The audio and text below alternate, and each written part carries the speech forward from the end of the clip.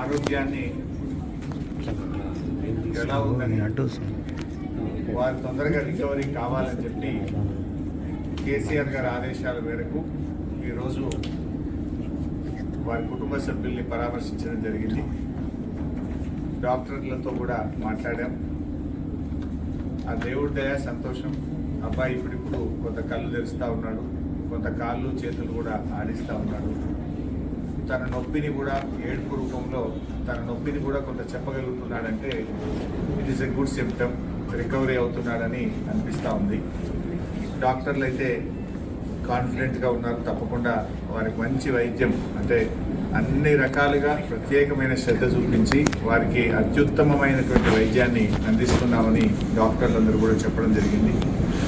మరి కిమ్స్ చైర్మన్ గారు భాస్కర్ రావు గారు కూడా ప్రత్యేకమైన దృష్టి పెట్టి ఆ అబ్బాయిని మళ్ళీ పూర్తి స్థాయిలో నయం చేసి బయటకు వచ్చే విధంగా ప్రత్యేకమైన శ్రద్ధ పెడుతున్నామని చెప్పి డాక్టర్ భాస్కర్ రావు గారు, అదేవిధంగా అబ్బాయికి వైద్యం అందిస్తున్నటువంటి నిపుణులైన డాక్టర్లందరూ కూడా చెప్పడం జరిగింది.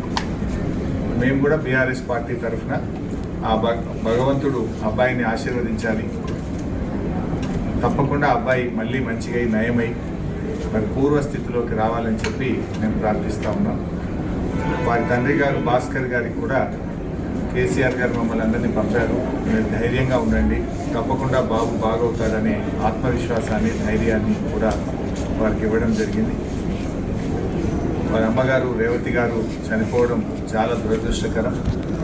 మరి జరిగిన సంఘటన చాలా బామారుని ఎంత గట్టిగా పట్టుకున్నది అనేది మనందరం కూడా టీవీల్లో పత్రికల్లో చూసాం, వీడియోలు కూడా చూసాం. అంటే తల్లి కొడుకుల అనుబంధం ఎంత గట్టిగా ఉందో, తన ప్రాణాన్ని విడుస్తూ కూడా కుమారుడిని ఎంత బలంగా పట్టుకుందో కూడా మనం చూసాం. సో ఏది ఏమైనా ఈ సంఘటన చాలా దురదృష్టకరం. రేవతి గారి మృతికి ప్రగాఢ సానుభూతిని తెలియజేస్తూ శ్రీతేజ్ తొందరగా బాగై నయం కావాలని ఆ భగవంతుని బీఆర్ఎస్ పార్టీ పక్షాన ప్రార్థిస్తుంది. సీఎంతో ఫిల్మ్ ఇండస్ట్రీ మీటింగ్ జరిగింది, సెపరేట్ అయిపోయింది. సరే, ఇది రాజకీయాలు మాట్లాడే సందర్భం కాకపోవచ్చు. అందరికీ తెలుసు ఏం జరుగుతుంది అనేది. రాష్ట్ర ప్రజలు గమనిస్తున్నారు, ఫిల్మ్ ఇండస్ట్రీ వాళ్ళు గమనిస్తున్నారు. ఏం జరిగినా రాష్ట్రానికి మంచి జరగాలి, భయభ్రాంతులతో కాదు, ప్రేమ అభిమానాల మధ్య జరగాలి.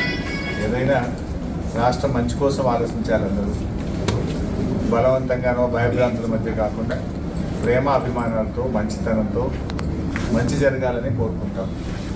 సరే, ఇప్పుడు ఎందుకంటే మేము వచ్చింది ఆసుపత్రి, ఇక్కడ మేము రాజకీయాలు మాట్లాడడం మాకు అంత కలుస్తారు సరైన సందర్భం కాదు. We only pray the God Sritej బాగా కావాలి, తొందరగా బయటకు రావాలని ప్రార్థిస్తాను. ప్రతిపక్షాలే దీన్ని రాజకీయం చేస్తున్నాయని అధికార పార్టీ ఆరోపిస్తుంది. సరే, నువ్వు రాజకీయాలు మాట్లాడంటే నువ్వు పదే క్వశ్చన్లు రాజకీయమైన క్వశ్చన్లు వేస్తావు, చెప్తావు, బాగుంది చెప్పవచ్చు. నువ్వు ప్రతిపక్షాలు రాజకీయం చేస్తుందా, ప్రభుత్వం రాజకీయం చేస్తుందా అందరికీ తెలుసు కదా.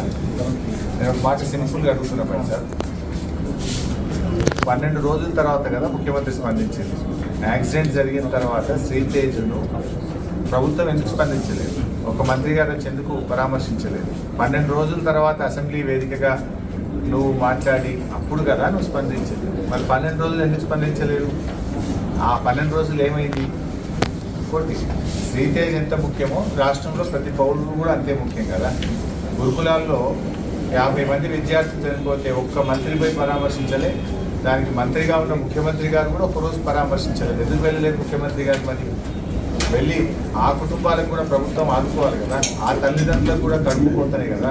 ఆ కడుపు కోతపై గిరిజన విద్యార్థులు, దళిత విద్యార్థులు, బీసీ విద్యార్థులు 50 మంది చనిపోతే ఎందుకు ప్రభుత్వం ఆ రోజు స్పందించలేదు? చట్టం అందరికీ సమానంగానే ఉండాలి కదా. చట్టము అందరికీ సమానంగా ఉండాలి కదా. ఈ రాష్ట్రంలో సాయిరెడ్డి అనేటువంటి మాజీ సర్పంచ్ చనిపోయి సూసైడ్ నోట్ రాస్తే ఈ రోజు వరకు దాని మీద ఎఫ్ఐఆర్ ఇష్యూ కాదు. ఈ రోజు వరకు దాని మీద కేసు నమోదు కాదు. బాధితుల్ని ముఖ్యమంత్రి తమ్ముళ్ళని అరెస్ట్ చేయలేదు. నువ్వు చట్టానికి అందరూ సమానమే అన్నావు. Yes, correct, we fully agree with you. ముఖ్యమంత్రి గారి మాటలతో మేము పూర్తిగా ఏకీభవిస్తున్నాం. ఎందుకంటే దానికి సినిమా యాక్టర్లు ఇంకోరో ఎవరు కూడా అతీతులు కాదు అని ముఖ్యమంత్రి గారు అన్నారు. మరి తమ్ముడు ఎట్లా అతీత అవుతున్నాడు? నీ తమ్ముడు మరి వల్లనే నేను చనిపోతున్నా అని ఒక మాజీ సర్పంచ్ చనిపోతే దాని మీద ఎందుకు కేసు ఈరోజు నమోదు కాదు? ఎందుకు నీ తమ్ముడిని ఈ రోజు వరకు అరెస్ట్ చేయరు? ఎందుకు నీ తమ్ముడిని పోలీస్ స్టేషన్ పిలిచి ప్రశ్నించరు? మరి చట్టం నీ తమ్ముడికి నీ కుటుంబానికి చుట్టమైందా అని నేను అడుగుతా ఉన్నాను. హౌ ఇట్ ఈస్, ఏ రకంగా కరెక్ట్? సరే, ఇంకా చెప్పాలంటే చాలా విషయాలనే మేము మళ్ళీ మాట్లాడతాం, కానీ ఈ సందర్భం కాదు, హాస్పిటల్ దయచేసి మీరు కూడా అర్థం చేసుకోండి.